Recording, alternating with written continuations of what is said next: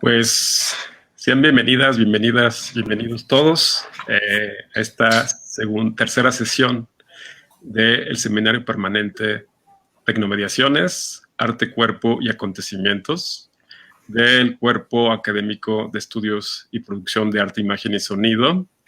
Y bueno, pues justo este seminario tiene el objetivo y la finalidad justo de conjugar reflexiones en torno a la noción de cuerpo y cómo estas implicaciones de exponer el cuerpo frente a acontecimientos artísticos pues tiene una consideración o una conjugación diferente, ¿no?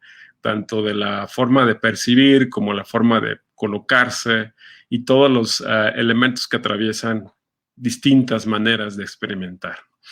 Y en esta ocasión justo se suma la noción de tecnomediación, que tiene que ver justo con prácticas artísticas como la inmersión o como esta noción de inmersión en ciertas piezas artísticas que permiten justo reconsiderar las cualidades de cómo se desarrolla tanto la disposición del cuerpo como la manera en cómo hay un proceso de cambio, hay un proceso incluso de desconexión con la noción de inteligir, ¿no? Sino hay un proceso mucho más en torno a la sensibilidad. Y para ello, justo, pues, tenemos una súper invitada de lujo, que es la doctora Claudia Mosqueda Gómez, de la Universidad Autónoma Metropolitana, Unidad Lerma. Y pues eres bienvenida, Claudia. Muchas gracias por estar con nosotros en esta sesión. Creo que tienes el micrófono. Ahí está. Muchísimas gracias a ustedes por esta invitación.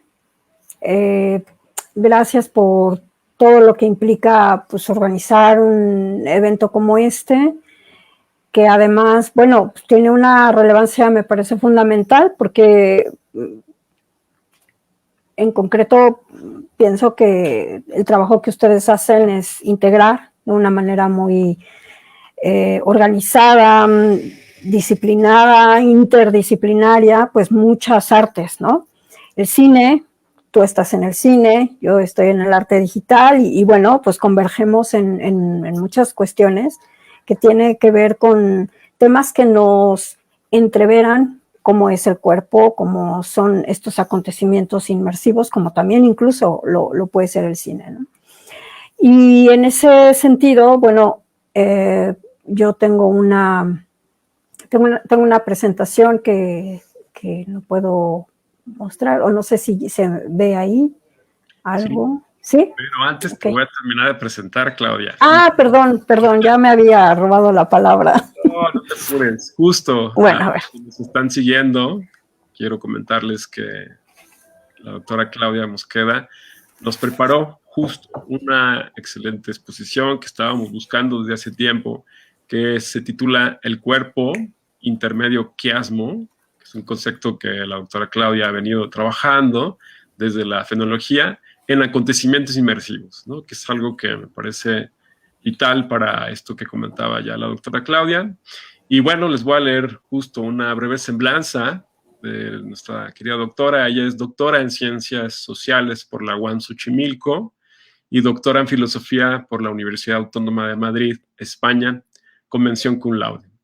Ella es miembro del Sistema Nacional de Investigadores y es jefa del área en estudios en arte, ciencia y tecnología de la propia Universidad Autónoma de Metropolitana, Unidad Lerma, y sus líneas de investigación versan sobre las prácticas profesionales del arte y diseño, sobre la formación de los discursos contemporáneos del arte digital, desde una perspectiva sociológica, hermenéutica y fenomenológica.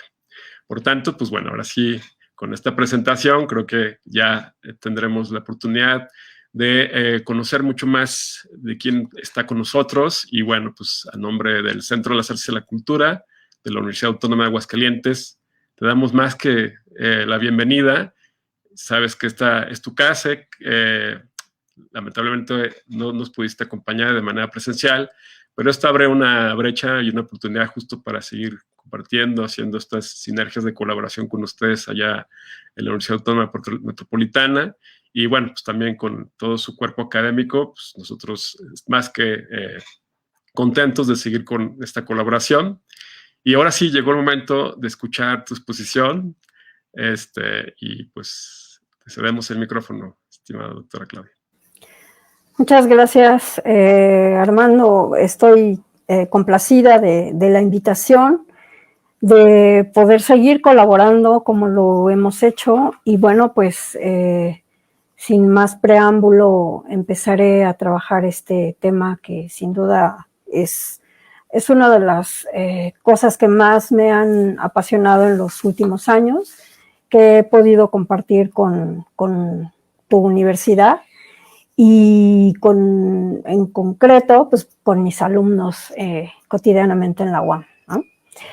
Bueno, pues ustedes me han propuesto este tema, el cuerpo intermedio, quiasmo en acontecimientos inmersivos. Este es un tema que fundamentalmente yo trabajé cuando estuve pues escribiendo un libro a propósito del evento que solemos hacer, especialmente mi colega Edmar, Espacio Inmersividad.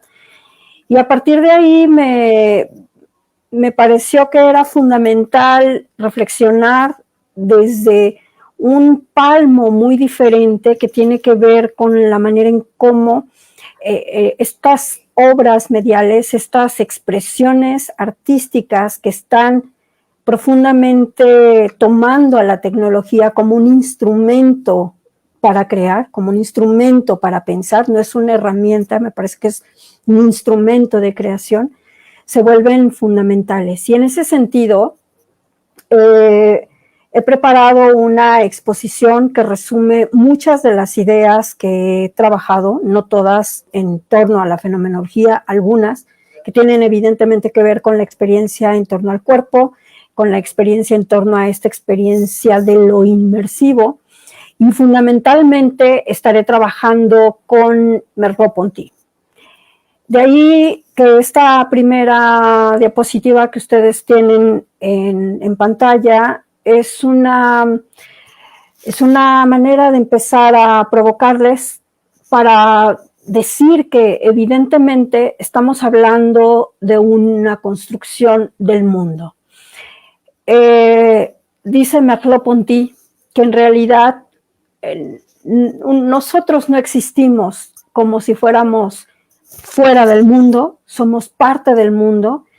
No me puedo entender fuera del mundo, no me puedo entender sino a partir de mi mismidad frente al objeto, y al mismo tiempo soy el mundo que deviene mundo.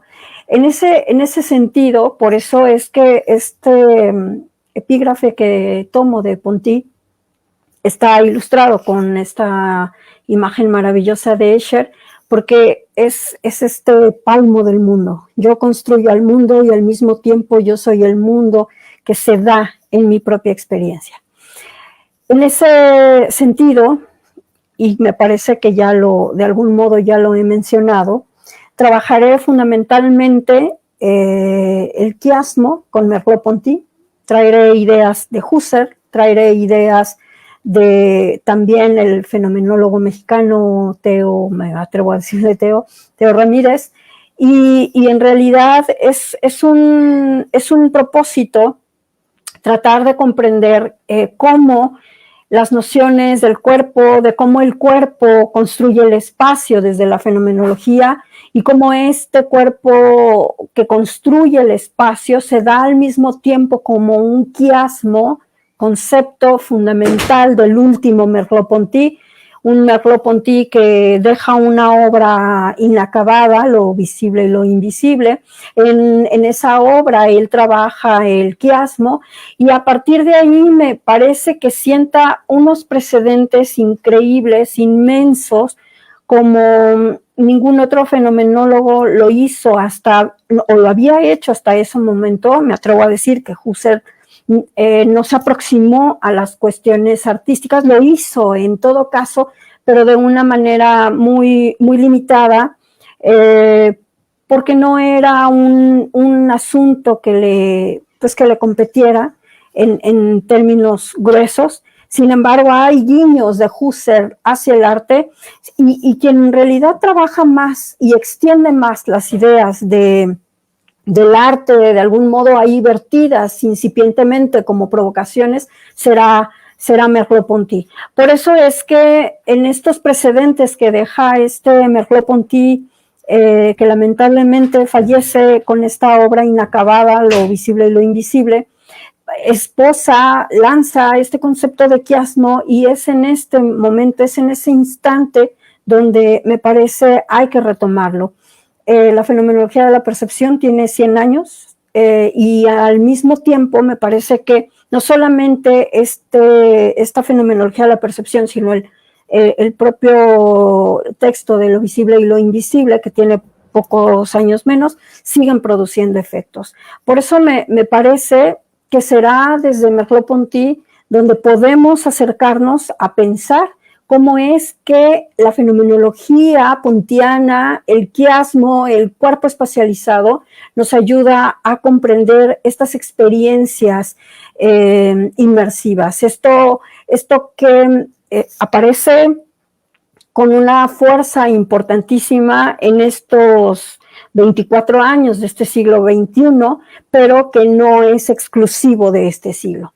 Para ello, entonces, para cumplir este propósito u objetivo que me he fijado, pues propongo 4 ideas. La primera será trabajar de una manera muy general, muy gruesa, muy puntual, pero al mismo tiempo no le quito el rigor, lo trabajo de una manera muy sucinta y contundente, la noción del cuerpo fenoménico. Luego trabajaré la definición de la inmersión, que no es propiamente fenomenológica, sino lo que quiero hacer es tratar de encontrar el rasgo fenoménico que hace que la inmersión pueda ser abordada desde esa mirada. Y por otro lado, también al trabajar primero el cuerpo fenoménico, luego la inmersión, lo que quiero hacer es empezar a reunir estos dos conceptos como si fueran elementos que me ayudan a ir articulando un discurso que nos permite revelar cómo es que aparece el quiasmo, cómo es que aparece la experiencia inmersiva como un fenómeno quiásmico en torno precisamente a toda esta articulación de este discurso fenomenológico.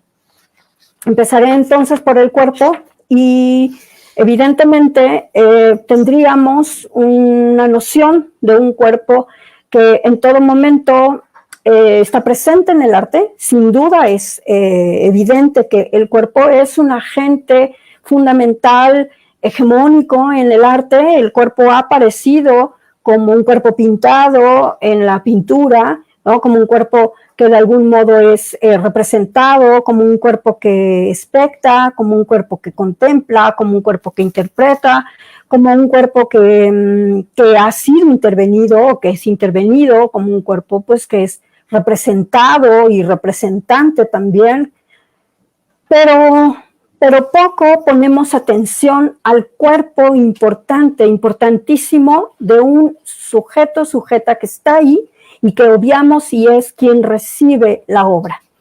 Y en ese sentido es hacia donde yo quiero poner atención. no me interesan los cuerpos pintados, sino los cuerpos que expectan lo pintado, los cuerpos que expectan o que reciben la sensibilidad de aquellas representaciones sensibles en lo medial, en lo pictórico, en lo cinematográfico, en fin, en cualquier expresión, pero me interesa el cuerpo de quien recibe y de quien capta la sensibilidad. En ese sentido, entonces, estamos hablando de procesos multisensoriales y ante tal multisensorialidad, me parece que aquí empieza a aparecer de algún modo la fenomenología, porque el cuerpo es fundamental. Este cuerpo que de algún modo empieza a trabajar Husserl en Ideas 2, y que Husserl, aquí lo tenemos en esta diapositiva, Husserl nos define la idea del cuerpo, del Körper y del Lied, dos nociones de cuerpo, Körper como un cuerpo fisiológico, un cuerpo con músculos, con esqueleto, un cuerpo que tiene sentidos, ¿no? Así sentidos en la palabra más, en el sentido más lato de la palabra, pero ese cuerpo en realidad para la fenomenología, especialmente para Husserl, que en realidad ya también reflexiona desde Brentano, no es un cuerpo que está escindido, no es un cuerpo bulto nada más. Es cierto que Körper tiene una acepción fisiológica en el alemán, pero para Husserl lo que quiere hacer es reunir precisamente lo que la filosofía en muchos se encargó de separar. No es un cuerpo bulto, Husserl va a decir es un Körper, pero también es un Lied. Y ese cuerpo entonces que se integra en lo que se va a denominar cuerpo fenoménico, es decir, Körper como cuerpo que tiene un cuerpo físico, un cuerpo geométrico, que es una cosa, que es un volumen, que tiene una extensión, que tiene unas dimensiones, pero que por otro lado el Lied se entiende más bien como un cuerpo sensible. Un cuerpo que en realidad puede estar, que es real, que está vivo, que es sensible, que siente, que se integra, y que cuando integramos la idea del Körper y la idea del Lied, en ese momento tenemos un Lied-Körper. Ese Lied-Körper va a reunir los sentidos, se va a reunir entonces como también lo que podemos conocer como cuerpo fenoménico. Y es ahí entonces donde empieza a surgir esta idea de la experiencia de un cuerpo que no puede existir si no es a partir de una vivificación, de una experiencia dada, sentida, apropiada, vivida, lo voy a decir así, en una especie de empiria, de un pathos matos que solo se puede vivir si es en el cuerpo. No puedo sentir si no tengo piel, no puedo sentir si no tengo cerebro, si no tengo tacto, si no tengo corazón. Todo eso son órganos, son formas fisiológicas, pero que al mismo tiempo están preñadas y están cargadas de una sensibilidad que no se puede disociar. En ese caso, entonces, Merleau-Ponty, semejante a Husserl, va también a construir esta idea del cuerpo como una cosa no escindida de lo fisiológico ni de lo sensible, sino lo va a integrar. De tal manera que aquella vieja idea cartesiana de pienso luego existo, aquí se rompe absolutamente porque no hay tal. La fenomenología integra, la fenomenología construye precisamente esta separación para podernos decir que no hay adentro y afuera, sino que lo que hay es una unidad. En ese sentido, entonces, el cuerpo se vuelve un entrelazo del mundo, es a partir del cual se construye el mundo, y esto hay que reconocerlo porque evidentemente ver, tocar, oír no son sensorialidades nada más, no se quedan en lo fisiológico, sino son formas de encarnamiento sensible. Es un palmo del mundo, nuestro cuerpo es un palmo del mundo, y a partir de ahí es que entonces empezamos a reconocernos como palmo del mundo y como tal seres sensibles a partir de los cuales, de quienes presentificamos nosotros mismos y elaboramos un aparecer. Desde ahí entonces podría ir hablando precisamente de cómo este cuerpo se vuelve esta gran elaboración de experiencias. No puede ser el cuerpo sin esa experiencia, sin esa vivificación, sin esa empiria.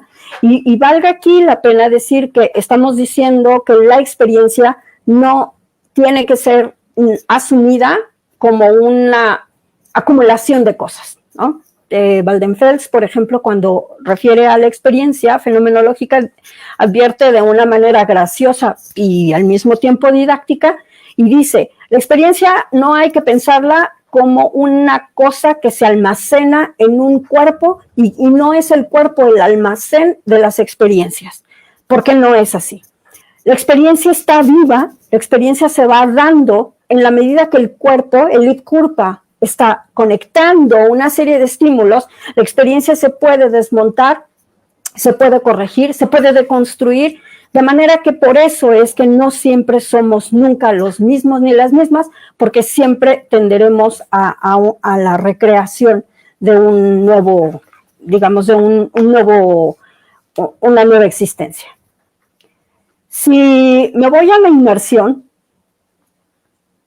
ahora diría que tendría tres referentes. El primero, Nicolás Mirzoeff, que desde los estudios visuales refiere a la inmersión o a la experiencia que de algún modo empieza a apuntar como si fuera un germen, ¿no? Ya de lo que empiezan a desatar las experiencias de la virtualidad. Dice que desde el siglo XVIII podemos ya empezar a encontrar o a rastrear experiencias que tienen que ver con cómo el cuerpo se vuelve un cuerpo capaz de apropiarse del espacio, pero también capaz de ir apuntando a cómo los sentidos, al apropiarse del espacio, construyen un espacio mental. Y entonces, este espacio mental, evidentemente, para poderlo construir, no solamente necesito cerebro, necesito piel, necesito todos mis órganos, el cuerpo, pero al mismo tiempo toda esta gran elaboración de lo fisiológico está conectada y no puede disociarse si no está toda esta experiencia sensible que dota a mis órganos y al mismo tiempo mis órganos hacen que se vuelvan sensibles a partir de. Por eso es que la construcción del espacio mental al que refiere la experiencia o los fenómenos de cómo los va explicando Mirzoeff desde los estudios visuales es cómo la inmersión empieza a apuntar precisamente a una cuestión de un cuerpo como que se va dando en el espacio mental. Por otro lado, el teórico alemán Oliver Grau sí dice que él piensa que desde las cavernas, donde la hermeticidad de la cueva, el fuego y la manera en cómo se empiezan ahí a expresar las primeras formas de lenguaje visual con las pinturas rupestres, generan tal hermeticidad que ya ahí hay una experiencia que de algún modo es completamente absorbente.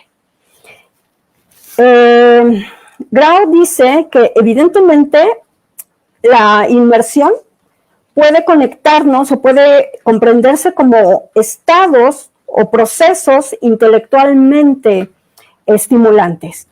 Y esto tiene que ver porque de algún modo estaríamos hablando de procesos de cambio de un estado mental al otro. Me desconecto de una cosa para inmergerme, para dejar que esa hermeticidad me absorba, pero no me absorbe nada más porque sea la cueva, no me absorbe porque sea el dispositivo hermético y ya esté porque entré a la cueva obligada a sumergirme o a inmergerme ahí. Es un estado mental, es decir, si bien las condiciones materiales hacen que se suscite este estado, no es también sino el cuerpo el que empieza a involucrarnos en la manera en cómo se va dando este cambio o este paso de un estado mental al otro. De manera que, entonces, esto hace que nuestra participación emocional aumente, suceda y se suscite precisamente como parte de este fenómeno. Por otro lado, en la perspectiva de Liam Jarvis desde la Universidad de Essex, él nos haría una distinción entre la inmersión cognitiva y la inmersión sensorial. A mí me gustaría tocar la inmersión sensorial, que es, me parece, la que coincide mucho más con las experiencias mediales, porque en realidad esta inmersión sensorial nos va a hacer comprender cómo se da una creación en torno a la dimensión corpórea, pero también material, en torno a las experiencias que se encarnan, que se van dando precisamente en el cuerpo en torno al espacio. Y con esto creo que podemos ir encontrando los elementos para ir refiriéndonos a que el cuerpo es fundamental, a que el cuerpo está presente, pero no de una manera fisiológica, que el cuerpo está ahí, tiene una disposición, que si bien las condiciones materiales son fundamentales, ¿no? Es decir, el dispositivo museográfico, la exhibición de la cinta o del filme en la sala de cine, la proyección o la construcción sonora de un paisaje o de un ambiente sonoro, son condiciones técnico-materiales, estético-materiales, que me ayudan a construir una experiencia. Esta no es la idea de la inmersión puesta en el objeto. No es la inmersión es la cueva, la inmersión no es el dispositivo, mis óculos estos de realidad virtual, no es la hermeticidad de la sala de cine, no es el paisaje sonoro, es esto que he mencionado con el cuerpo sensible que tiene la disposición a inmergerse y sumergirse, a dialogar plásmicamente como palmo del mundo, como si fueran la misma cara de lo mismo. Entonces, tendríamos aquí, y cito a Jarvis, a la inmersión como un modo de compromiso, como un exterior de nuestro mundo o un dentro de un cuerpo, dentro de un entorno virtual, ¿no? Donde surgen procesos interactivos y que en realidad ya no es o no es una propiedad dada por un aparato tecnológico, sino es una propiedad dada, y aquí voy a atreverme a extender la idea de Jarvis para decir, entonces si no está en el dispositivo, está en el modo en que se entrevera y en cómo se interconectan las experiencias en esta construcción sensible.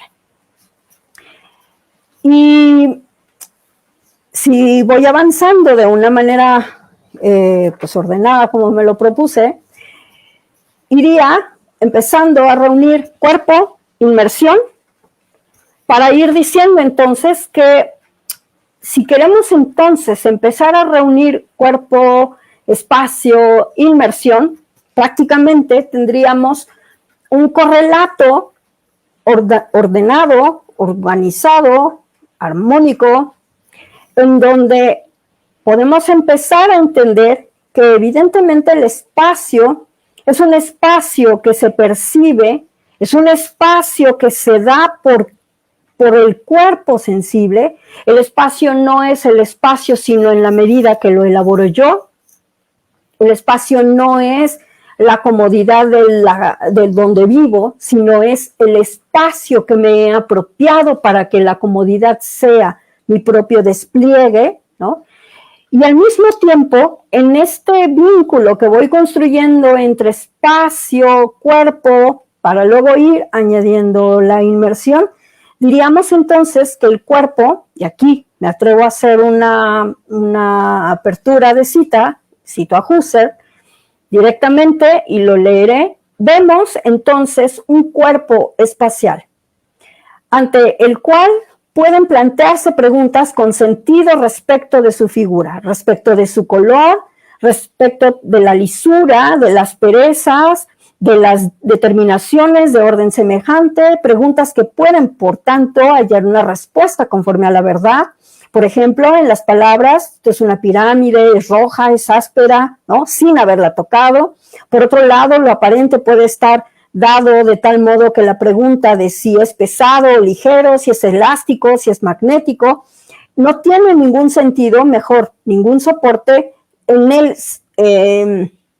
el soporte perceptivo. Nos vemos precisamente como una cosa material. Y el contenido del sentido en realidad es la percepción que ejecutamos como un ejemplo elegido y que al mismo tiempo esto va generándose a partir de ciertas determinaciones materiales. Es decir, yo no puedo, y tiene razón Husserl, cuando vemos una textura, ¿no?, en óptica, decimos, eso es arrugado y no lo quiero tocar, y no lo he tocado, pero ya sé cómo es, porque mi experiencia, no como almacenada, sino como viva, ejecutada, activada, en realidad está teniendo sentido en la medida en que hay un objeto con el que se confronta esa experiencia. Y entonces se construye o se va dando una especie de apropiación del espacio, pero esa apropiación la construyo yo, el lugar cómodo, ¿no? El lugar único, mi mejor lugar, el espacio en el que vivo, el hábitat, ¿no? El habitar de Heidegger, por ejemplo, ¿no? O el lugar, mi lugar común, o el lugar donde me gusta estar, o donde puedo ser, diría Carlos Castaneda, ¿no? A partir de las enseñanzas de Don Juan. Entonces, creo que esta idea de la apropiación del espacio es fundamental, porque nos ayuda a entender que en realidad el cuerpo vivido, el cuerpo fenoménico está más presente que nunca, y si este cuerpo fenoménico está presente más que nunca cuando se da en el cuerpo, cuando se elabora como cuerpo, al mismo tiempo diríamos entonces, ese cuerpo espacializado, esa corporización espacial, porque al espacio lo doto de cuerpo, mi cuerpo, es el momento en el que hago que, si hablo ahora de obras mediales o de la inmersión, diría, es el momento en el que me apropio de la obra. Y entonces, en esa apropiación de la obra, empiezan a surgir ya una serie de reflexiones en torno a cómo evidentemente la intencionalidad de lo inmersivo va teniendo un sentido, porque cuando lo vemos, decimos pues que evidentemente la intencionalidad no inmersiva no existe como un espaciamiento pues per se, ¿no? Es más bien, no es una colocación de cosas, no es la cueva otra vez, no son las computadoras, no son los sonidos de un espacio sonoro, no es pues todos estos dispositivos tecnológicos, sino hay que entenderla como un espacio de inmersión dado por la elaboración corpórea, por un modo en cómo se va construyendo la experiencia a partir de este pathos matos. Una idea entonces que está puesta ahí y que es muy clara es cuando, voy a volver a citar a Husserl, cuando Husserl advierte, por ejemplo, en Ideas 2, y define qué es el cuerpo, dice, una y cuya extensión es una, la cual se exhibe, empero, de manera doble, como corporeidad vista y tocada, pero el cuerpo es de color solamente en la aparición óptica, en el espacio táctil, en la corporeidad táctil aparente, el color no está dado. Por otro lado, la lisura es dada táctilmente, el brillo visualmente, la humedad no puede ser vista sino solo tocada, puede ser solo co-vista. Así como la aprehensión de la tactilidad, lo sedoso, copresenta el brillo, La aspereza puede ser tocada y también vista, e igualmente el acanalado de una superficie, la especie o la forma del llenado visual o táctil de la corporeidad, la forma de las vivencias, la transición en la aprehensión interrumpida es exactamente análoga de igual forma.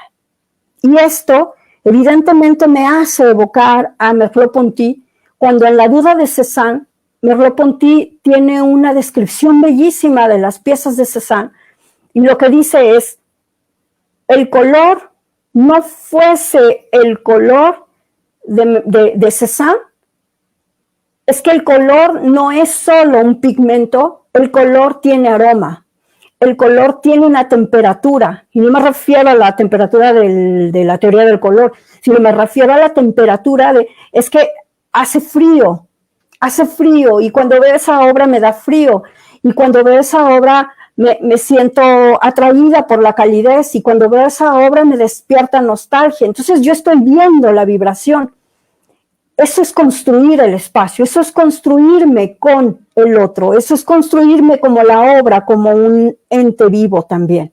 De ahí entonces que el cuerpo, el ipkurpa o el cuerpo fenoménico, esté de algún modo pensando a un cuerpo que es un cuerpo sensible, que es de algún modo la condición por medio de la cual va a encarnarse el espacio en el que va a aparecer la experiencia sensible y al mismo tiempo cómo se va a dar esa experiencia que se incorpora en el cuerpo y que al mismo tiempo es activo, que es una activación probablemente a veces inédita, y que permite que se vayan elaborando de algún modo las sensorialidades, pero también las emociones y la sensibilidad.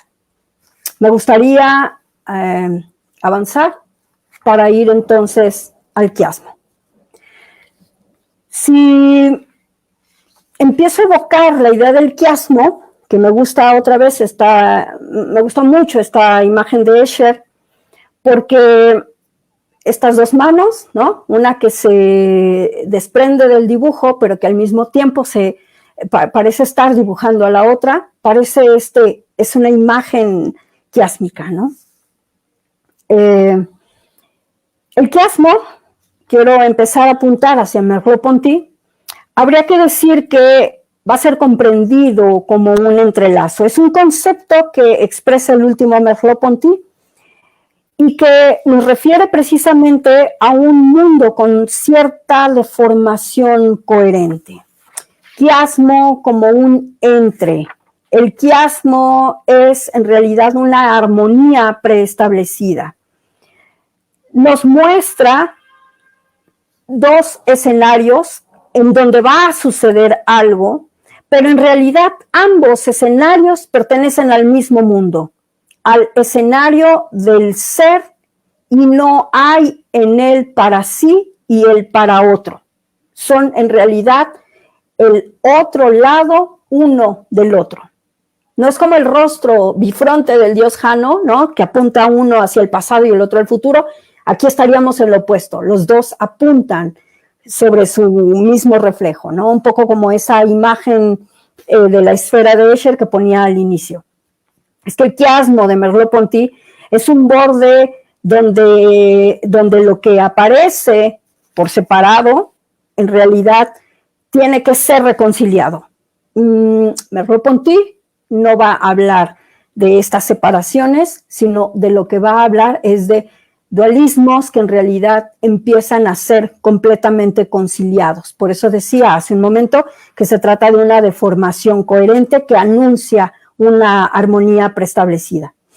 Y en este sentido, entonces, el quiasmo, que parece separar cosas que en realidad no está separando nada, son posibilidades de ser vividas como un mundo intersticial.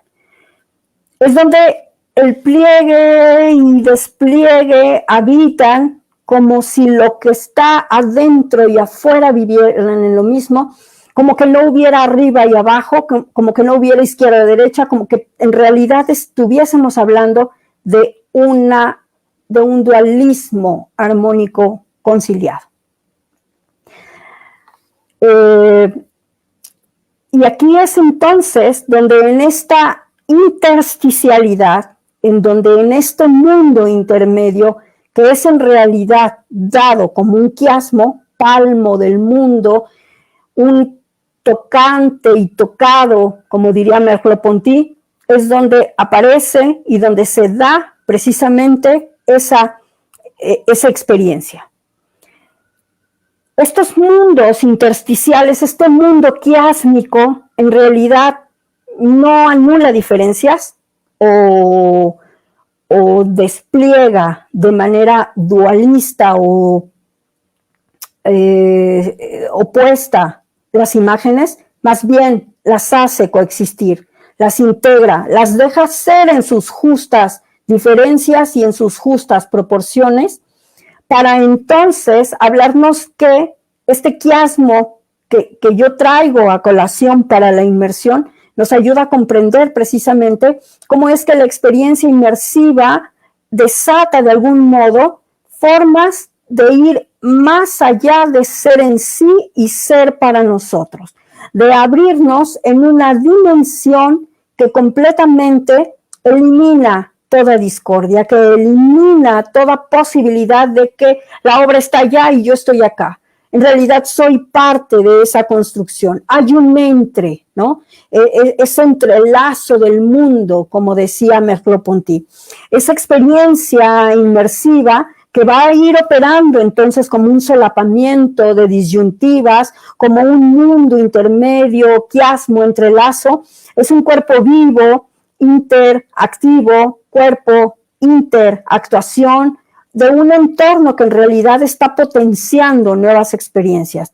De ahí entonces que fenomenalizar la inmersión nos acerca precisamente a formas de experiencia sensible donde podemos comprender que hay que el cuerpo, ese cuerpo de ese ser olvidado que se llamó espectador en el siglo XVIII, que se llama intérprete, que le podemos poner muchos nombres, pero que es un cuerpo que en realidad está en todo momento anunciándonos nuevos modos de hacer aparecer una experiencia sensible, porque la obra ha cambiado, porque ahora ya no es una obra que esté creada para la recepción y para la contemplación, sino una obra que nos lleva precisamente a hacer aparecer el mundo desde el cuerpo, desde mi cuerpo espacializado, desde mi experiencia entrelazada con la obra como quiasmo y como palpo del mundo, de manera que la obra es yo y yo soy la obra, y entonces yo no puedo estar si la obra no está, y la obra no puede estar si yo no estoy. Somos la misma cosa, somos el mundo integrado en torno a esa experiencia.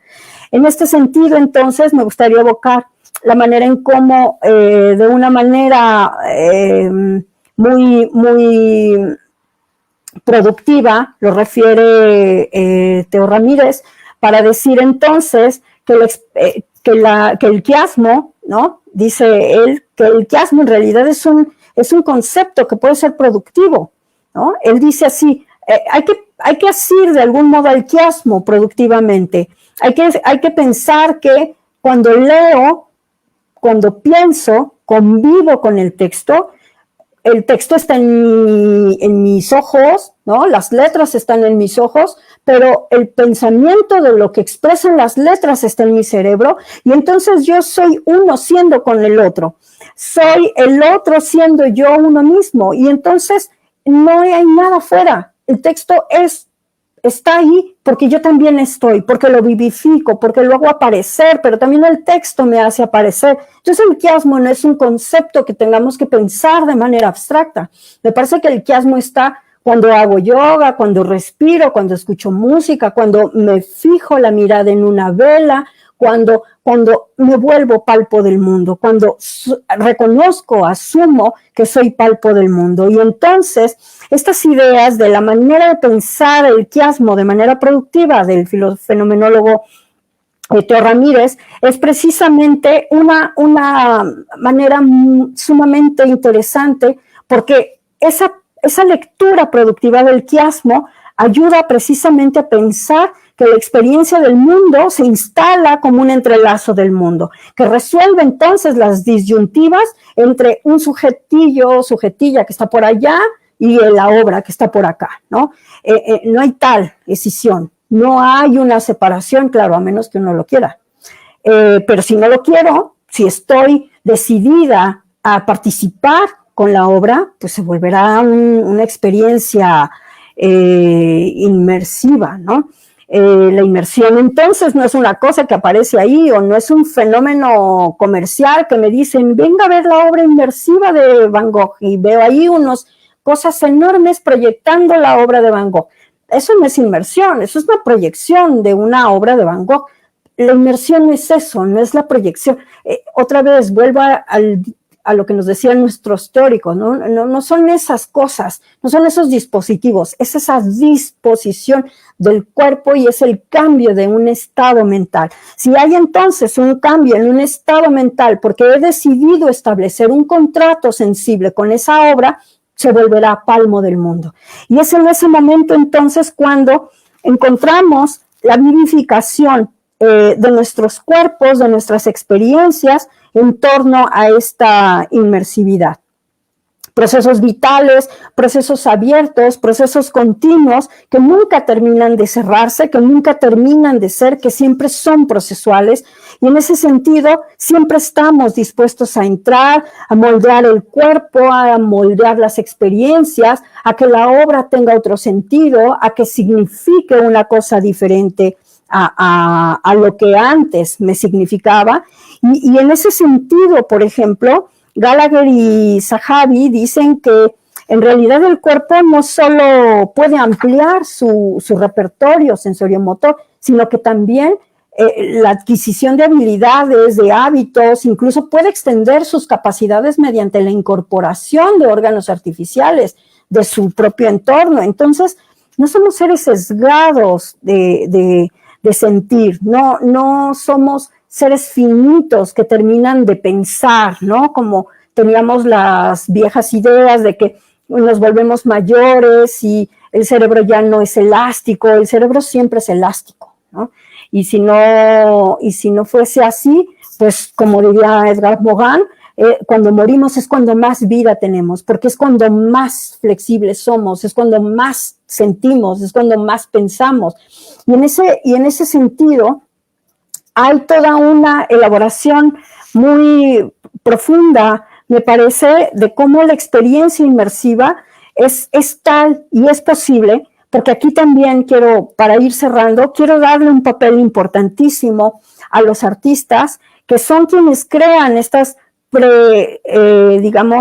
predisposiciones, quienes crean estas anticipaciones, quienes nos van proponiendo, de algún modo, no voy a saltar eso, que nos van proponiendo en estas anticipaciones, cómo es que se va dando un compromiso, cómo es que los artistas también nos quieren comprometer a hacernos cargo de la obra, a recibirla en el cuerpo, a recibirla en la experiencia, a recibirla en nuestra sensorialidad. El mismo Jarvis advertía, por ejemplo, que la inmersión en realidad implica un compromiso exterior con el mundo, pero también con el cuerpo sintiente de quien la va a recibir, de tal manera entonces que estas maneras de predisponerme son posibles porque saben que sentimos, saben que recibiremos la obra, saben dónde emocionarnos, saben cómo comunicarnos, saben decirnos sensiblemente las cosas.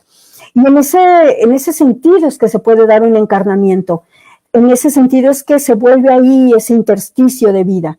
De tal modo entonces que para ir cerrando y empezar más bien a suscitar un diálogo, que eso sería más rico que estar solo escuchándome, me gustaría también evocar ahí la idea, por ejemplo, de este artista canadiense David Rugby, que sostiene él, por ejemplo, que cuando él crea las interfaces multisensoriales, acá tengo esta obra de Rugby, él, por ejemplo, dice que cuando estamos hablando de él crear estas interfaces, él siempre está pensando en procesos multisensoriales, está pensando siempre en experiencias multimediales, en experiencias multimodales. Dice, podemos hablar, podemos gritar, podemos gesticular, podemos golpear, podemos interpretar, podemos analizar, o simplemente ahí quedarnos y disfrutar de manera, pues, sencilla la experiencia, como si fuera una sensación así en bruto, ¿no? Pero en realidad lo que él busca es un enfoque completamente multimodal, con múltiples y simultáneos niveles de significación, de comunicación, que pueden ser expresadas de manera compleja a partir de una experiencia que no es menor, que es increíblemente sofisticada, porque se anticipan a lo que quieren que sintamos, porque se anticipan a toda esta vivencia.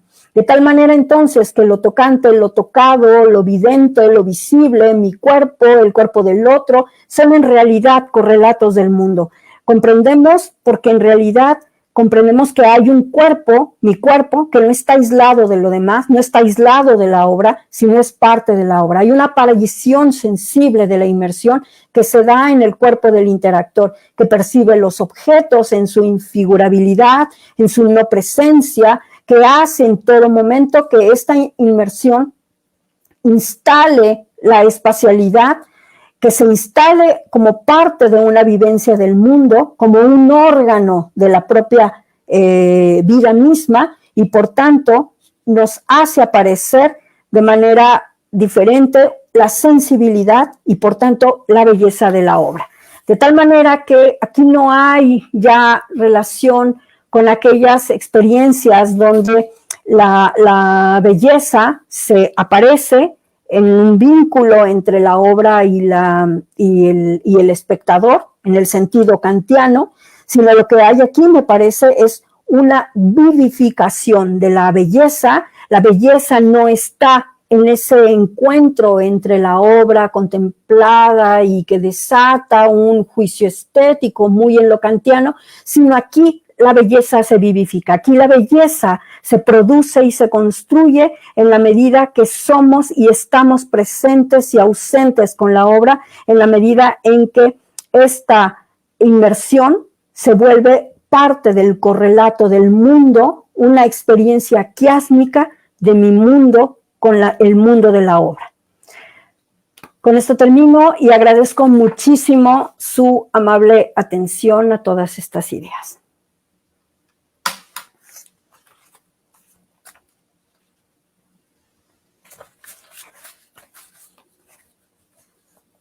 No te escucho, Armando, tienes tu micrófono apagado. Aquí estamos. Muchísimas gracias, Claudia. Estuvimos súper atentos. Justo aquí nos acompaña nuestra compañera Icha Velasco. Pero creo que, pues, justo lo rico es seguir dialogando con lo que nos acabas muy bien de exponer. Y de origen me gustaría lanzar un par de preguntas como para ir clarificando, ¿no? El posicionamiento de la noción de cuerpo quiásmico, del cuerpo interactor quiásmico.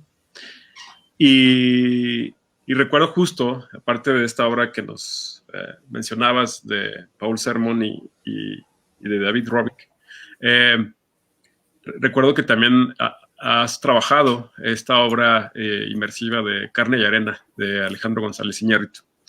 Pero bueno, creo que a partir de eso sigo pensando justo qué pasa entonces al momento de que este espectador que dispone, si al momento de estar con estas piezas artísticas hay dispositivos que inmersionan o es el sujeto que lo hace, digamos, ¿no? En esta posibilidad de esta última parte que abordabas de la noción de lo quiásmico, este entrelace entre estar en el mundo, pero ser, ¿no? Y que eso, justo, hablabas de que se trata de una noción intersticial entre ser yo y ser lo otro, ¿no? Que eso es muy interesante, esas perspectivas fenomenológicas. Y la segunda pregunta es, ¿qué pasa con el cuerpo real y el virtual? Pues en estas obras, en general, en lo que he reflexionado, pues no hay decisión. En realidad, los dispositivos que nos hacen, como dices tú, inmersionar, es en realidad la precondición que empieza a suscitar el aparecer de un palmo del mundo, es decir, de un quiasmo. Me acuerdo mucho, a partir de esto que preguntas, del concepto de Marc Ricci, de la fantasía perceptiva, y es que ahí hay una cuestión interesantísima que yo no le puedo hacer aparecer si en realidad el dispositivo no es lo suficientemente sensible para invitarme a vivificar con él, ¿no? Lo voy a decir de una manera muy, muy ordinaria, pero si está muy chafa, no voy a querer vincularme, no voy a querer, porque tiene que ver con esta precondición, tiene que ver con esta predisposición del artista a conocernos y a invitarnos. Si esto es muy elemental, no hay manera de vivificarlo. Al mismo tiempo, pasará lo mismo con el cuerpo, ¿no? Si aquel cuerpo de ese, puedo llamarle espectador, puedo llamarle interactor, si ese personaje no quiere, pues no hay manera, porque el palmo del mundo se da sí como un estado de conciencia, es decir, esto no puede suceder si no hay un aparecer de la conciencia. Y si no hay un aparecer de la conciencia, no se da el quiasmo, no se da esa intersticialidad, ese entrelazo de. Claro. Evidentemente, bueno, pues tú te acuerdas de Carne y Arena, pero era a mí esa declaración de Iñárritu que hace cuando él está diciéndole en una entrevista a Roberto Fiesco, que Roberto Fiesco fue el primero, me parece, en haber vivenciado Carne y Arena, y Roberto Fiesco va preguntando a Iñárritu a propósito de la diferencia entre crear el cine e ir dirigiendo cuadro por cuadro o hacer esta vivencia, y dice, es que es muy diferente, porque en la construcción de esa realidad virtual, yo tuve que darle todas las posibilidades, y yo no tengo absolutamente ningún control. El artista desaparece. Desaparece Paul Sermon, por ejemplo, ¿no? En esa pieza de Telematic Dreaming, desaparece. Y entonces lo que hay son palmos del mundo. Entonces, si yo llego timorata a quererme acostar ahí en esa especie de colchón, cama, lo que hay en esa galería, y no quiero interactuar porque me avergüenzo, pues no hay manera de vivificarlo. Pero si me entrego a la proyección de que no sé quién es esa persona proyectada ahí, no sé quién es esa persona ahí puesta, y me entrego, entonces sí que hay. Pero también tiene que ver con verosimilitudes y con pactos verosímiles, porque si no hay esa entrega, no hay manera de hacer que se presentifique, porque la fantasía o el quiasmo son formas de aparecer conciencia, son formas de conciencia, y si yo no la hago aparecer, no va a haber manera de. Pero no sé si en ese sentido yo te he respondido, porque hay un posicionamiento, sin duda, pero el posicionamiento puede ser, quiero vender, pues sí, le voy a llamar que es inmersivo, pero pues no es inmersivo, ¿no? Es una proyección gigante y monumental, pero no es inmersivo. En todo caso, si yo lo quiero ver como inmersivo, pues bueno, entraré ahí a Tutankamón y diré, sí, esto es inmersivo, y la Capilla Sixtina, y Van Gogh, y todos los que sean. Pero tiene que ver con una predisposición en el montaje, por un lado, pero también en mi predisposición en torno a la entrega de lo que implica la vivificación de esa experiencia sensible, de esa conexión como de espíritu y espíritu. Sí, y creo que de alguna manera esto que hablabas entre el pathos y el mathos, ¿no? Que es justo esta noción de que está atravesada una cuestión involuntaria, ¿no? Creo que el pathos es más involuntario, ¿no? Y el mathos creo que es más voluntario, ¿no? O al menos hay un proceso reflexivo intermedio, ¿no? Y eso me parece interesante cuando haces comparaciones o distinciones entre ciertos piezas o espacios, ¿no? Que se enuncian como inmersivos, ¿no? Creo que estaría bueno incluso hasta diferenciarlos con los invasivos, no porque sea monumental, se es inmersivo.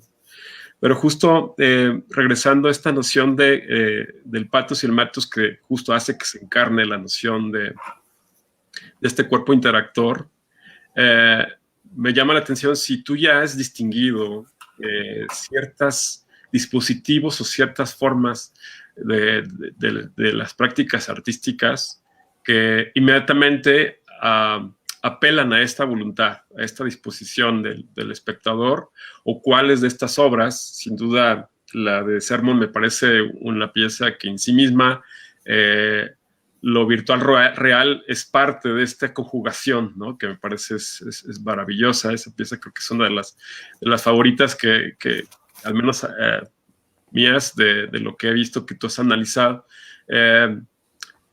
Justo, me encantaría que pudieras un poco dialogar un poco de esto, de cómo se podría encontrar esa distinción de lo que se encarna como o lo que se inmerse, pues, ¿no? Sí, a ver si te entendí. ¿Te refieres a esa identificación o diferenciación en torno a piezas o a experiencias en términos, digamos, históricos? Porque ahí sí yo coincidiría también con esto que expresa Mirzoev sobre que en realidad cuando hablamos si hablamos de virtualidad en términos de dispositivos tecnológicos, pues sí que nos vamos a ir a las revoluciones de las tecnologías de la información en la Segunda Guerra Mundial, ¿no? Una tecnología de milicia que surgirá con fines de experimentar y de desarrollar dispositivos para la navegación, ¿no? De cohetes, de tanques militares, en fin. Pero si lo tomamos esto y lo dejo ahí en un instante, en una especie de pausa, y me voy más bien a la experiencia, no al dispositivo, sino a la experiencia, pues desde las linternas mágicas, ¿no? Desde los estereoscopios, ¿no? Desde la pintura. O sea, hay una experiencia sumamente bonita cuando Mirzoev precisamente narra cómo describe Goethe cuando va a viajar a Roma, ¿no? Y empieza a mirar las esculturas helénicas. Y entonces, en esa descripción, Goethe se queda impávido, así, no puede dar crédito de tal belleza. Pero es una escultura helénica. Y la descripción es, solo existíamos la obra y yo. Había un entre, no sé qué era, pero en ese momento el mundo desapareció y solo estaba yo con la belleza de esa obra. Ahí ya hay una experiencia que no es inmersiva en términos de la sofisticación de la tecnología, pero que sí es inmersiva porque la obra misma me está haciendo inmerger. Un poco lo que decías de esta manera en cómo el dispositivo puede lograr esa, pero no, a lo mejor el David o la Victoria de Samotracia, pues no tienen esa intención, o nunca la tuvieron, ¿no? Pero es cierto que la disposición del cuerpo, esto que preguntabas hace un momento, este posicionamiento ya me hace apropiar. Y luego hay otras experiencias interesantísimas, ¿no? Las primeras experiencias, por ejemplo, con los estereoscopios, de cómo cuando la gente se los ponía y miraba estas fotografías, decían, siento que estoy en otro lugar. Siento que estoy viendo un lugar que nunca he visto y es como si me estuviera yendo a viajar con la mente a ese lugar donde estoy visionando esas fotografías. Entonces aquí se desata un planteamiento que yo siempre he procurado cuidar mucho y es no disociar la idea de la realidad con lo real. Porque en realidad ahí también está esta unión. Y me parece que quien lo resuelve muy bien es Deleuze, cuando define el concepto de lo virtual. Deleuze resuelve muy bien que en realidad la virtualidad ni siquiera debe ser pensada como, no tiene un opuesto. No, la virtualidad no es irreal, la virtualidad más bien tiene su correlato en lo real. Y entonces no es decir, a ver, si lo pienso fenomenológicamente, pienso a esta persona, quien haya sido, que está sentada en su sillón, siglo XVIII, y tiene este estereoscopio y está mirando fotografías, no sé, de París. Y su sensación es estar recorriendo ese fragmento, ese segmento de París ahí. Y está desplegando todas sus células, ¿no? Está ocurriendo ahí una sinapsis, ¿no? Diferente para desplegar una imaginación, para imaginarse, para intentar reconocer a qué olería París, ¿no? Parece que ha llovido y huele a tierra, o sea, está desplegando fenomenológicamente un montón de recursos. Fisiológicamente su cuerpo está estallando, pero él no lo sabe. Y toda esta parte neurológica que nos pueden explicar muy bien cómo ocurre, ¿no? Los neurólogos, pero que al mismo tiempo también tiene que ver con ese estallamiento sensible, porque la imagen me desata esto. Y es una imagen que está creada con toda la intención de que fisiológicamente entre esa imagen por mi cerebro se construya de esas dos imágenes, una sola, vaya a mi cerebro, se procese y yo desate culpa y lip, y en todo caso ese lip culpa, ¿no? Cuerpo fenoménico, está apareciendo ahí. Pero si yo digo, pues esto es muy primitivo, y entonces me voy a pensar que en realidad pues los videojuegos, que ya ahora son increíblemente sofisticados, ¿no? Y todo el tiempo estoy jugando ahí con mis visores y estoy muy inmergida, ¿no? En esa realidad virtual, y me los quito y pienso que lo que estoy viendo ahí en mi familia, que me aburre y que eso no es, eso es real, pero lo otro es irreal y vivo en él. Esas son, me parece que decisiones que provocó precisamente muchos de los argumentos que tenían que ver con separar lo real de la realidad. Y poner como si la virtualidad fuera irreal cuando en realidad no es irreal, ¿no? Perdón por tantas realidades e irrealidades. Perdón, pero tiene que ver con que no es irreal, es real. Y lo virtual es real y se vivifica y se desata en procesos fisiológicos y estalla también como sensibilidad. Entonces no hay una separación, hay más bien una integración. Lo que pasa es que los discursos de los años 90, que en realidad traían esta separación, ¿no? de los sensoramas, ¿no? Como estrategias de la milicia para enseñar a los pilotos, o educar ahí a los astronautas a que se sensibilizaran y los metían estos sensoramas de así vas a sentir esta vibración, vas a percibir esto. Pues sí, porque hay esa sensación, vívelo, pero no es real, porque lo que sientes en el espacio, pues no, porque esta idea de Plotino, de, es que dejo ahí el cuerpo y me voy con la imaginación para desprenderme, está superadísima. Y esta superación nos causó muchos problemas. Y nos causó muchos problemas porque se podía crear realidad virtual asumiendo pues que era una irrealidad. En realidad lo que hay es un proceso altamente sensible. Fundamentalmente una realidad, hay la construcción de una realidad.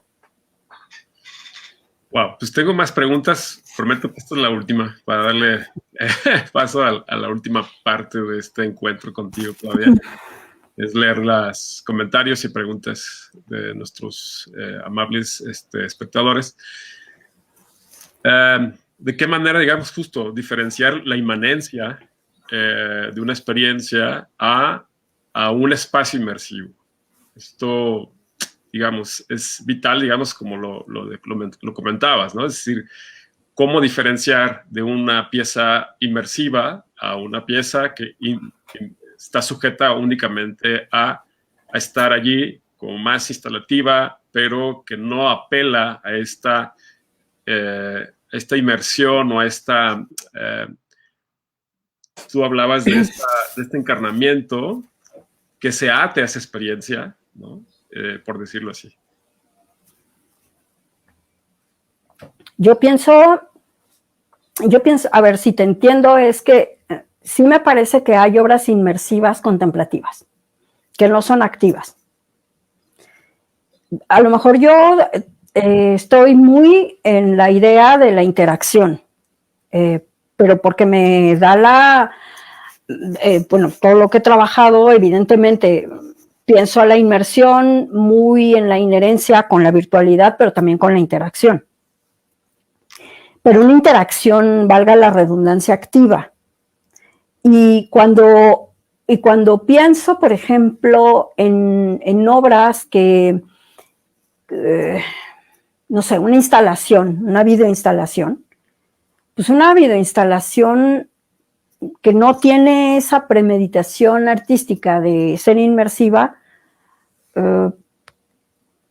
evidentemente podría no lograr un sentimiento de inmersión, pero sí de contemplación. Y eso en el sentido más, digamos, kantiano, ¿no? Pero también hay obras inmersivas que son contemplativas, que no son interactivas. ¿Y cuál sería una de esas? Probablemente una que me gustó mucho vivir fue un mapping monumental que hicieron en el Museo del Prado cuando festejaron los 500 años del Jardín de las Delicias. Entonces, el Museo del Prado dejó un espacio interesantísimo, obviamente hermético, donde solicitaban no pararse, no caminar, no andar por ahí, sino sentarte y, ¿no?, contemplar, para no interrumpir la contemplación. Pero era una obra increíblemente inmersiva. Inmersiva y no por la hermeticidad, sino por el dispositivo que implicaba el envolvimiento, la apertura del mundo, ¿no? Es como si nos abriera el Bosco, ahí ese tríptico, y cuando abre todo estallaba y entonces todo se volvía. Entonces era una obra increíblemente tecnológica, muy sofisticada, pero pasiva. No nos ponía a interactuar, no ponía al cuerpo a moverse, ¿no? Como lo haría Sermon, pero sí nos dejaba en un estado contemplativo. De tal manera que la inmersión, y ahí hay una inmersión en todo caso cognitiva, ¿no? Que ahí sí, porque a lo mejor también tiene que ver con la distinción de las inmersiones, que una cosa es, voy a yoga y hago mis pranayamas y pues sí estoy en una inmersión, ¿no? O estoy en el Shavasana y pues sí estoy en una inmersión, ¿no? Pero no es la inmersión sensorial, o sea, es otra cosa, sí es una inmersión, pero no es esta cognitiva ni es esta sensorial. Y hay obras que van a desatar cierta cognitividad, hay obras que van a desatar cierta sensorialidad, y yo creo que estoy trabajando más las sensoriales, porque en el caso, por ejemplo, de esta distinción que me propones hacer, tiene en mucho caso la importancia del espacio en todo momento se va a dar. Es decir, aunque esté en el Munal o en el Museo del Prado o en la Galería Tate, donde esté, pues hay un espacio, hay un dispositivo museográfico que sin duda, pero esa es una inmersión cognitiva, porque logra un estado ahí de discusión crítico es muy diferente a la sensorial. Y me parece que tendría también que ver con esto, ¿no? ¿Qué es lo que se quiere lograr en términos de esa predisposición, de esa premeditación de la obra misma? Pero pues, no sé si te he resuelto la duda o la hice más grande. No, creo que, digamos, me gusta esta forma de ir haciendo la distinción de las distintas formas de inmersión. Y eso justo viene a colación de seguir preguntando, ¿no? Ese proceso del lugar del espectador, el proceso espectatorial, porque de alguna manera pues, es un interés genuino justo de esta noción de considerar todos los órganos del cuerpo y toda esta integración, ¿no? Que si no sucede esa parte cognitiva, al menos que no, digamos, que no invada, que todo el tiempo estar pensando por qué estoy aquí, si realmente estoy obteniendo un aprendizaje o si estoy estableciendo una pregunta diferente hacia aquello que se está experimentando. Y bueno, eso es evidente que pues de alguna manera son genuinas preguntas, ¿no? Que la fenomenología, al menos la de Merleau-Ponty, ¿no? Establecía justamente estas nociones de lo que se puede estar experimentando, de lo que se puede estar tocando, de lo que puede estar visible o no invisible, etcétera, ¿no?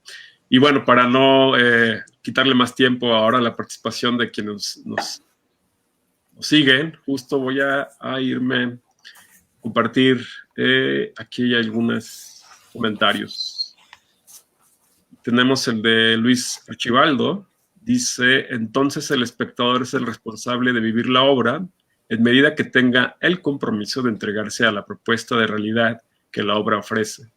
En cuanto a la obra en sí promete y ofrece las facilidades sensitivas para la inmersión, lo que entabla la experiencia entonces son las ganas de experimentar la obra. Saludos, gracias Luis.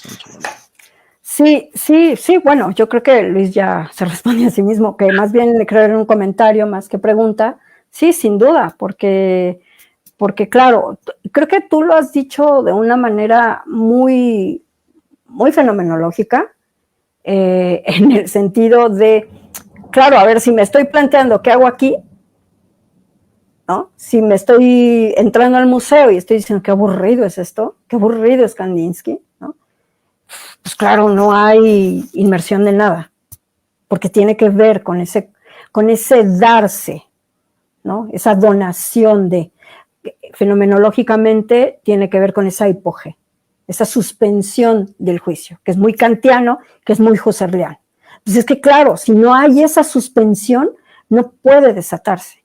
Si no está dándose esa hipoge en la inmersión cognitiva o o como Jarvis en algún momento cuando va definiendo sumamente bonita la noción de inmersión, dice, pues sí, claro, es que ser inmersivo es desde que empiezo a respirar.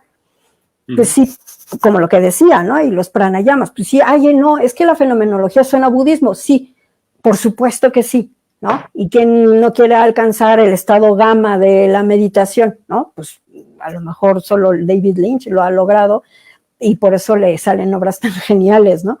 Pero tiene que ver, en ese sentido, por ejemplo, hay estas maneras en las que inmergerse sobre la propia sensibilidad quiásmica de uno mismo, en el caso, por ejemplo, de David Lynch, suscita la creación de obras, ¿no? O sea, él cuando dice, a ver, hablemos de respirar, hablemos de la meditación trascendental, o sea, y dice, cierro los ojos y medito y hago esta meditación trascendental y me pongo, y lo primero que aparece, la imagen de Ravitz, ¿no? Y cuando digo imagen de Ravitz, empiezo a ver el montaje y digo, eso es lo que quiero. Entonces, pero esa es una inmersión que tiene que ver con un objetivo y con un propósito espiritual, ¿no? Respirar es ya ser espiritual en sí mismo, ¿no? No es esta ahí para palabrería de ser espiritual y lo que del universo, o sea, no, tiene que ver con respirar, tiene que ver con conectarse con uno mismo, y esa conexión es ya en todo momento un vínculo quiásmico con la mismidad. Eso lo hace David Lynch, ¿no? Y esa es una inmersión dada, por supuesto, ¿no? Los budistas le dirán de otras maneras, pero ahí hay una inmersión, otra inmersión cognitiva, inmersiones sensoriales, la cosa más ordinaria, ¿no? Ponerme mis audífonos, escuchar música y que no me importa lo que va pasando en el transporte público. Eso ya es una inmersión. Pero es el sentido más ordinario de la inmersión. Aquí creo que hay que rebasarlo y hay que fenomenalizar. Y en esa fenomenalización, tú lo dijiste muy bien, si me pregunto, ¿qué hago aquí? ¿Qué ondas? En ese momento no hay ninguna disposición. No hay una hipogé, no hay una suspensión. Pero cuando la suspensión la hago para meditar, como David Lynch, el mundo estalla. Y aparecen todos los colores, y aparecen Blue Velvet, ¿no? Bueno, hay otro. Bueno, eso decía David Lynch. Claro. Nuestro querido César Seáñez dice, me encantó la presentación, qué interesante manera de aproximarse a los cuerpos y a la manera en que los habitamos desde el arte. Muchas gracias. Bueno, justo, creo que ya no hay más comentarios, pero bueno, a mí me sigue fascinando esta discusión y este diálogo contigo, Claudia. Me parece que de alguna manera el que estemos hablando de la fenomenología del arte en torno a los acontecimientos inmersivos nos va a llevar justo a seguir a hacer más distinciones en torno a estas posibles novedades, ¿no? Que siempre nos ofrece el arte con tecnología, ¿no? Y que de alguna manera a veces oculta o hace visible esa interfase para poder generar un diálogo con ese objeto arte o con esa experiencia arte. Y me parece interesante justo ir determinando, ¿no? Estas modalidades o estas distinciones que tú hiciste justo en torno a estas posibles obras que de alguna manera no solamente nos inmergen, como tú dices, a lo intelectual o a lo sensorial, sino incluso hasta una contemplación de aquello que solo sucede, digamos, ¿no? Es como otro grado de estar, ¿no? Y de ser y estar justamente con esa otra experiencia.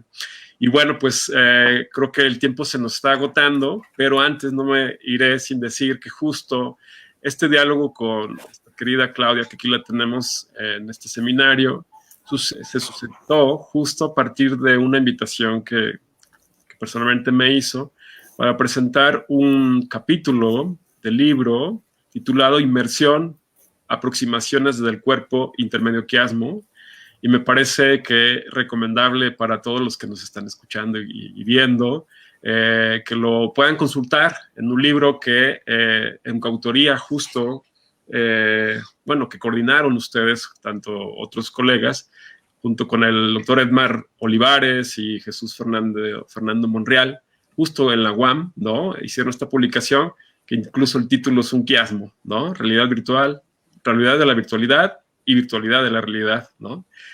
Ojalá que todos podamos acceder a esta publicación, porque es recomendable. Hay realmente aproximaciones muy concretas en torno a esta noción de lo real, desde la tecnología, desde estas experiencias tecnomediadas, desde estas aproximaciones filosóficas, ¿no? Y me parece, bueno, pues así me gustaría cerrar, que ojalá todos tengamos la oportunidad de seguir dialogando contigo y con tus compañeros del cuerpo académico de la UAM Lerma. Y bueno, pues esta no es la primera invitación, que esperemos que sean otras más, con nosotros aquí, con el cuerpo académico de estudios y producción de arte, imagen y sonido. Y me gustaría, pues no sé si tienes un comentario final, Claudia, para irnos despidiendo de nuestro público. Pues no, yo creo que más bien agradecer la amable escucha de quienes están interesados en estos temas, interesadas, a ustedes por su invitación, y pues a invitarles a que vivifiquen muchísimas obras mediales, ¿no? Me parece que voy a recurrir a Lessing, a Hume, y Hume decía que en realidad el juicio estético se logra en la medida que lo vamos educando. El juicio estético no se da pues solo porque nacemos, ¿no? Sino se da en la medida que lo vamos educando, que lo vamos llenando de bagaje sensible, porque las obras son espíritus vivos, y en la medida que nosotros vayamos inmergiéndonos en estas obras mediales, me parece que ese juicio estético, ese juicio fenomenológico, esa experiencia fenomenológica va a ir ayudándonos a responder esta pregunta tan compleja que me hacías: cómo empezar a diferenciar aquellas que sí ameritan esta parte sensible, esta parte cognitiva, o esta parte más del orden de lo espiritual o del ordinario, ¿no? Para establecer pues encuentros más sofisticados, ¿no? Desde nosotros, con esa disposición a poder apropiarnos de las obras y construir esos entrelazos con el mundo, porque ya somos el mundo. Pues eso, muchísimas gracias a ustedes por esa invitación, y pues ojalá que sigamos colaborando entre la Autónoma de Aguascalientes, específicamente con tu cuerpo académico, y pues con nuestro cuerpo también de profesores en UAM Lerma. Pues muchas gracias, te mando un gran abrazo, Claudia, y así nos pedimos en esta sesión. Esperemos que pronto podamos tenerte nuevamente por acá, ojalá que sea presencial, justamente para tener otra experiencia contigo, experiencias inmersivas, justo, ¿no? De estar en este mundo tan increíble. Y bueno, pues te agradezco tu disposición, tu espacio, y sé que en este cierre de semestres y ciclos escolares estamos súper, ahora sí que saturadísimos de actividades, y te agradezco muchísimo. Y bueno, pues te haré llegar justo en este momento tu constancia, ya por el tiempo, ya no me dé tiempo de leerla, pero con mucho gusto, incluso te la haremos llegar físicamente. Te mando un gran abrazo, Claudia, y así nos despedimos de esta tercera sesión, y pues hasta pronto. Un abrazo, Claudia. Chao, chao. Gracias, hasta luego.